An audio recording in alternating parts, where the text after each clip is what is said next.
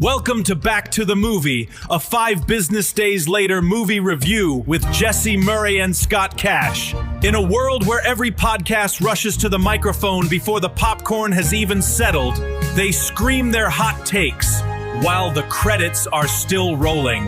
But one team dares to wait, because when the hype fades, that's when the real movie begins. So tonight, we're going back to the movie! Oh, and then I didn't press the button, did I? You don't need to. Yeah. All right. Hey. Very All good. right. Getting pre-games. Yeah. Drinking that stoner special.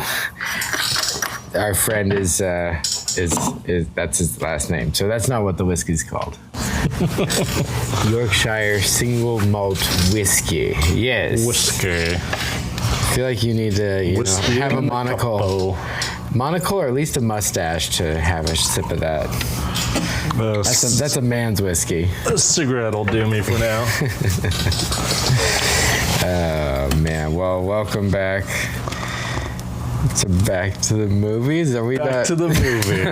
Official title. I said it. It's fun.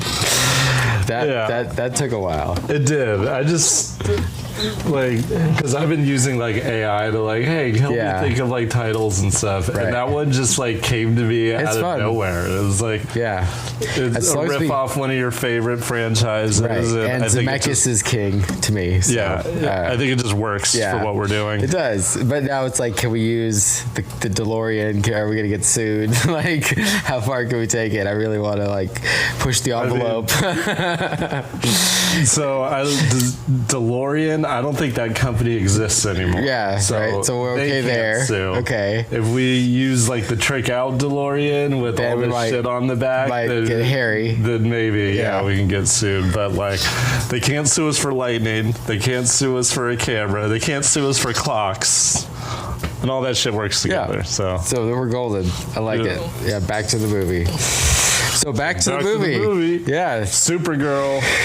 Yeah, it was a week later looking back at it. It is very just like all the others in its own way. We've got to go do this one thing. We've got this weak character. We're going to overcome something.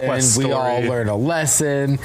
And it did it a little better than I'd say most these days of the cookie cutter formulistic superhero movies. I loved the space. I loved we were going different planets. I was surprised at how much random foreign languages they made up for the movie. I think 3/5 of the dialogue is this random subtitled alien languages. It was different. Yeah. But I liked where we were going, different spots. I thought she was great. Mm-hmm. That the bad guy was great. I thought Lobo was fun. Jason Momoa just chewing up every scene he was in. Yeah. So, I liked how none of the planets reminded me of anything from Star Wars. Right, yeah. It was fresh. It felt fresh. Something some unique worlds. Exactly.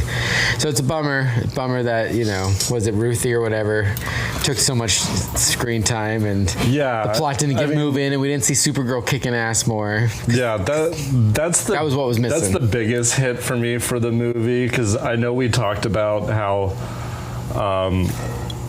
after the movie last week that you could have taken Ruthie completely out of the story and not have to change too much. Yeah. Which is a really big hit with how much screen time she had. Yeah, so she didn't develop. She was just whatever. Completely useless. Yep. And it felt wasted. No arc, nothing. If she had some kind of arc, even if it was shoehorned at the end, that could have justified it. But instead we just got nothing. Just, no vengeance for you. And you don't even get bad. So you literally have this guy's neck on the ground, ready to just put the sword in, and no, you don't even get that. This whole movie, all she's wanted from the minute she walked into the bar was, I just need somebody to help me kill this guy who killed my family. Yeah. And the moment comes and she has it all laid out perfectly there. All she has to do is push the red button, pretty much, right? And Supergirl's like, no, you won't be able to live with yourself. I'm pretty sure she'd live with herself just fine. She fucking did this whole mission to do this just this. Yeah. She'd be happy. And it was like vengeance. It was it's pure, a blood libel or whatever, like vengeance. And you get that from like the whole bit when she like walks into the saloon or whatever and say, "I'm blah blah blah blah blah. I'm here to avenge." Exactly. Yeah. It's like, okay, this is like a cultural thing that you're just kind of taking away from her. There you go. In the same way that she was met with by all, like, you know, the baddies in the bar. Oh, you're just a stupid girl. You know, this isn't for you. And then to get to the very end and for Supergirl to do that, just like, as well. Yep. There are ways where that could have played. Then she could have been like, kept her like innocence, but it just wasn't very well executed. No. But literally everything else about the movie was well executed. Yeah. So as like a jumping off point for her character, I thought it was fine. Yeah, the problem we're going to see her more in other stuff, but with the box office failure, I doubt that, which is sad because I liked her Supergirl. She'll be in other stuff, but she won't have a Supergirl 2. This was it. Yeah. And the problem with these, you know, trying to do something new, standalone kind of sub-character movies is if they don't get a good first one, then that's kind of it. It kind of... false start, just kind of doesn't launch the character, right? So she's probably going to sit on the shelf until they do a Justice League, you know, and then she'll have her big story. Yeah. It'll be like a big reveal where she just shows up in a final fight to like bail Superman out of some kryptonite shit. I don't know. Final Crisis is a super big comic book story. So what happened was there was too many universes and there's too many different things and there's too many comic books that weren't selling on the shelf. So like, we're just going to make this event in the 80s where we're going to just consolidate all the universes into one. And so she ends up being a huge part of that story. So if we ever do get to that in the movies, which would be like a Thanos snap moment, but for DC, she's going to be a big important part. So it'll be cool to see if we can get to some really good deep lore that's there for these characters. Yeah. But if people are going to go see these movies and they cost $500 million and the return is $30 million, this isn't going to last long. So I don't know. It's kind of it's a little sad to see the end of this. Maybe I don't know. It seems like the end. The end of the Gunverse, of all of it, or this new of all reboot? of it. I mean, if Doomsday doesn't make $2 billion, it's the end of everything. If Doomsday makes $30 million, then it's the end of everything. Because they're like, oh, we're going to reboot these franchises. Doomsday isn't going to make $2 billion. Those are Endgame numbers. It's supposed to be that. That's what they're banking on, isn't it? Well, they can't because, look... Most expensive movie ever made, right? Yeah, but Doomsday is? I think it is. Well, that's dumb. That's just a bad way to spend a movie. Because here's the Endgame didn't make that much because it was good. Yeah. It was good, but that's not why it made those numbers. It wasn't good enough to make those numbers. It made those numbers because it was the culmination of... Right. 22 movies, 11 years. Yeah. They were telling this story, and as a direct sequel to one of the best movies in the whole franchise, Infinity War, that's why it made that money. So you can't just say, oh, this is going to be the next thing. Like, you have to build, you have to earn that. It's the same people. You know, the Russos are back or whatever, so you've got the same directors at the helm that gave us the Infinity War Endgame arc. And then we have every cast you could ever think of. They've thrown everything in the kitchen sink. This is like the Hail Mary last shot. We're going to try one more time to make a lot of money on these things. And then then they're just going to retire them all? If this doesn't work, yeah. I'd say it's toast. Well, the only reason to get people into the seats would be to pitch it that way. Like, this is it. This is the real Endgame. Yeah, but you can't have the mouse's balls showing like that. Disney's too proud. But it'll be hush hush, just kind of slowly push it away. Right. I don't know. I think what sells the most right now is nostalgia. Yeah. Exclusivity and limited time, right? That's why they go crazy for the pins in the parks and the popcorn buckets, because you can only get it now, right now. Couple of weeks, or if it sells out, right, then that's it. Yeah. So if you want people to turn up for these old actors again, it's going to be, this is their swan song. Right. Which is what Endgame was supposed to be, which is another reason it made so much money. Yeah. Like, it earned those numbers. Not because it had a big budget, not because it had a bunch of people in it, but because this was the finale. All the other stuff. And now you're going to pull our chain and say, oh, this is the fake finale of the fireworks show. You know, this little like burst of a bunch of shit. Oh, not the real finale. Just wait a little bit. What is Endgame, like 2019? We're nearly, you said that's 11-year culmination. We're like at 8 years away from that now, and we haven't had the culmination of jack shit. So doesn't this seem like we're just going to, like I said, throw everything we have, one last ditch effort? It's like, because they stopped making all the other movies. We didn't get Blade. We didn't get that X-Men thing didn't get started yet. There was a bunch of movies that had just been put on hold. And then, you know. And then now with the next Avengers movie, and it just doesn't feel earned. Right, it doesn't. It feels like it's just, we have to do this because and as good as it might be, the ship is sinking. That's why it would suffer. The ship is sinking. Like, people got superhero fatigue again, and maybe RDJ is enough to like pull it back in. Yeah. But Tom Holland gonna be able to do it? No, next week? Of course not. Spider-Man's not gonna make much, you think? No, I think it will, just because the character is so popular. Yeah. And people are going to turn out for John Bernthal. Yeah. As a Punisher. Is it? People like Tom Holland. What's up with he wouldn't still be in there if people didn't like Tom Holland. It's just the people with the good taste that don't like Tom Holland. Right. That know better. Yeah. that have been Tobey Maguired. But it's going to be one of those movies that, you know, the kids are just going to ask their parents to take them to, and that's what's going to make most of the money. Right. And then the Punisher's going to show up, and the parents are like, I didn't know it was going to be this kind of movie. Right. But you should have. Right, exactly. It's, you know what's so funny? They're all in the Odyssey together, right? Zendaya, Tom Holland, and John Bernthal. Yeah. Yeah, those three. I bet this has been a fun couple years of production for the three of them. Yeah. You saw it over the weekend? The Odyssey? No. Sarah and I are going, that's my sister, on Monday. Nice. Cool. In 70 mil. Nice. Which is another way to crack the box office drop. Just start shooting your shit in 70 millimeter and people will go just to go. Yeah. It's true. The good ones. Yeah. You're a diehard. I respect it. Oh, yeah. Yeah. Because you don't have a film projector at home. So neither do I. So the only way I can experience analog film is in a theater. Right. And if you have experienced analog film, it's like playing vinyl versus cassette. There's nothing like it. There's a difference. Mm-hmm. And maybe you can't explain what the difference is, but everyone knows it's there. Yeah.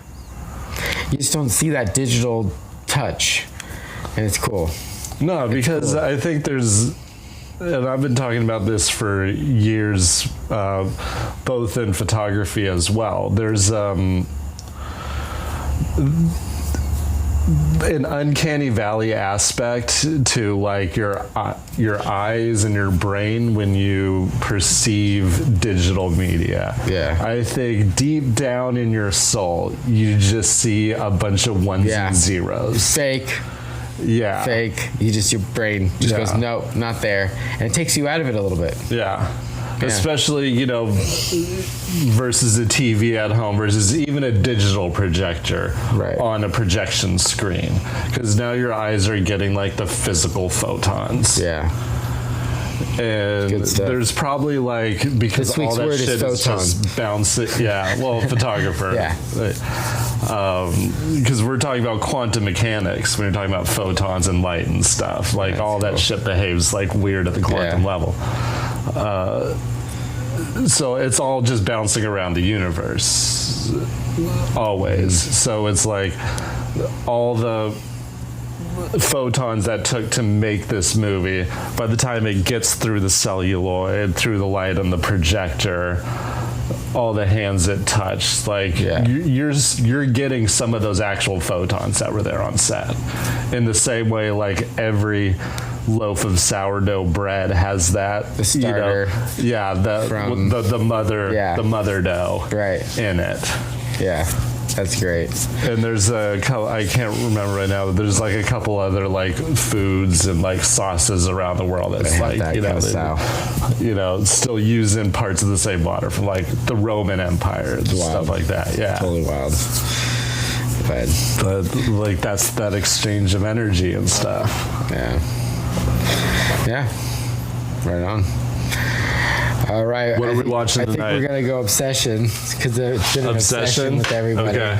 And so we'll have to, it's supposed to be a good one. I got Smile vibes from it, just from the little bit I've seen. But again, I like to go in blind. Maybe saw a poster, but no trailer. I have not seen a trailer at all. I didn't hear about this movie until... Phil? Phil said it. Yeah. And then my sister said that in a conversation about movies. She said it was really good. She went to it too. Yeah. That's right. It's just a couple people saw it in theaters. She's got pretty good taste, but I see people talking about it a little bit here on the internet. Yeah. But... I'm hoping it's smart. Again, if it's too much like Smile, I'll be pissed because, like, man, those. What studio is it? It's Universal, I think. It's Peacock. It's on Peacock. Okay. So it should be them. Peacock. Yeah. Universal's hit and miss. They can, it depends. Like they freaking are Odyssey, so they can throw huge money at something. They're Jurassic World, but they can also make like Scorpion King 7, straight to video, just trash. So they don't have like a standard, I guess. Like Warner Brothers is pretty much a standard. Their movie, they're gonna dish out so much money for the movie, it's gonna look a certain way. Universal can kind of be all over the place.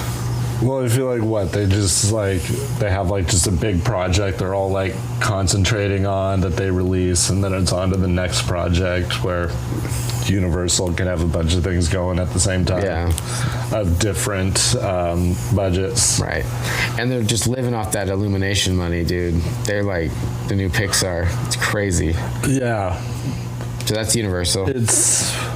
That's all that they're making the money on that. That's awesome. Good for them. I love it because Disney needed competition, and I'm glad that they're not just soaring with their practices right now and their mindset. It's just great because Minions, but it's beyond Minions. It's more than that. They're doing so much with the Mario Brothers, and even trying with that migration one with the ducks, and the wild robot. But specifically about Minions, it's you're kind of going back to silent comedy. Yeah, I guess. And so it gives them a market in every single country, right? That has a theater, regardless. Right. Of language. These things don't speak our language. They don't speak any language of anyone's. They just say banana. Everyone knows what banana is. Yeah. Or you don't even have to know what banana is. Just see the banana. Funny. It's a funny word. It's a funny word. Yeah. You could be watching it in Serbia and not know what a banana is. It's a banana. I was listening to my somebody and they were saying that the director of the newest movie had to come out and say that the Minions never worked for Hitler. Because they always look for the baddest person to work for, the biggest villain. Yeah. That had to be said out loud. Come on, it's a fictitious world. We have to go there. But I guess, hey, just covering your bases. Yeah, I mean, there's nothing wrong. Just say it. Just get it out there. Hey, they did not work for him. There's nothing wrong with getting ahead of that. It just, it's funny, right? Deep fake is going to do what it's going to do anyways. It's going to be hilarious, but. And that's my problem with the modern villain.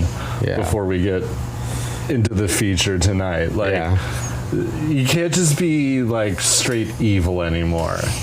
No. Everything has to have some kind of tear-jerker backstory that attempts to justify or excuse, and it's it can't be like Hooper just made a bad character that just kills people, and that's it, right?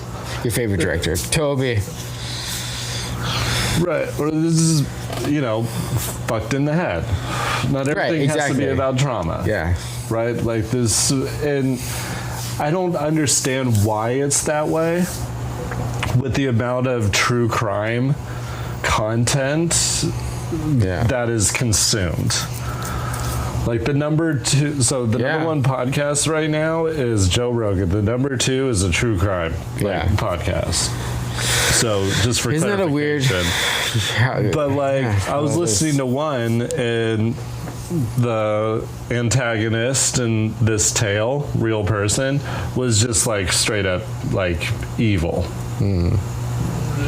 So they cited several people saying that this homeboy's just beyond rehabilitation. He can't be saved. But the host gave a trigger warning for what this person did to animals, a cat and a family pet that was unspecified. Okay. And a rat in his jail. Gave a trigger warning. Skip ahead if you don't want to hear this, but doesn't give that for what they do to the people. And it's just so crazy to me. Yeah. There's this low key compass is so bizarre. There's this low key value to animals that's above us when it comes to violence and homicide, and it's kind of gross. It is. Especially when it's the youth, young people, and people care more about the dog than they do about this. It's what is happening? Yeah.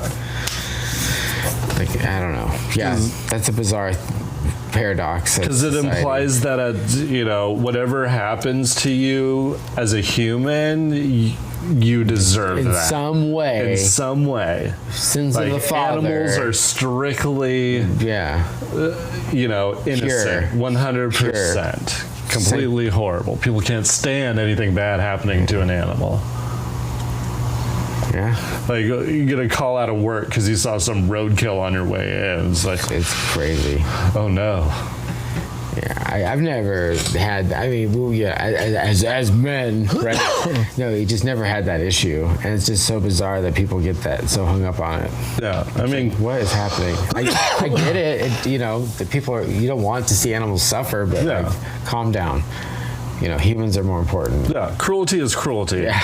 I don't think we need to compare that, but obviously, killing an animal is a bigger crime than killing a person. Yeah. Both, I think, morally and legally. Right. So where they get off being weird about it in these narrations, I don't know. Yeah. I wonder if they've had analytics on their podcasts that when I talk about this, people just there's certain just skip turn off. or turn off. Yeah. So they react accordingly. Even just bringing up this stuff, turn off. Your algorithm's gonna fuck with it, right? Just even bringing up topics about it, not even just talking about it, but in detail, but just talking about someone talking about it, you'll get pinged. And I'm sure it's just which sucks. On a subconscious level, but I can swear there's been several times where I've thought about things and suddenly I'm getting an advertisement for it. Just thought. No words were said out loud. Yeah. That's freaky. Yeah. That's freaky. Because when I'll have it where something's said and then it's pops up, it's well, that's bullshit. You said, I have all the privacy settings. Yeah, I'm not supposed to be listening. That's happened a lot. Yeah. They're listening. Of course. We've all accepted it. I know, it's sad. But I put mine on the bookshelf, and it's just up on the bookshelf, so they're looking up at some brown wood, and they're hearing whatever you can up there, I guess. Yeah. I don't have it on my hip all day. My dream is to get to Stanley Kubrick, Christopher Nolan level. You just got a flip phone because you just need to text and answer calls. Yeah. And that's it. Yep. Dude. They always tease me. My family's your next phone's a flip phone. I'm I wouldn't care. As long as I have an iPad or something at home, something with a nice screen. Yeah. I don't need all that bells and whistles on my hip all day. Something just to contact me. Yeah. Bare minimum. As a digital creator, though, I am shackled to it. Yeah, of course. It would be cool to get to a point where I have the fun money to get into analog photography and just your bag do that, cool making camera, for doing that. Get your dark room at home. Yeah. That would be cool. Well, digital all together. All right, man. This was going to be a shorter one. We knew it, but we're going to get into our horror feature film. Okay. Obsession. Thanks for listening to Back to the Movie. We'll be back in exactly 5 business days to break down another flick. Don't forget to subscribe so you don't miss the journey.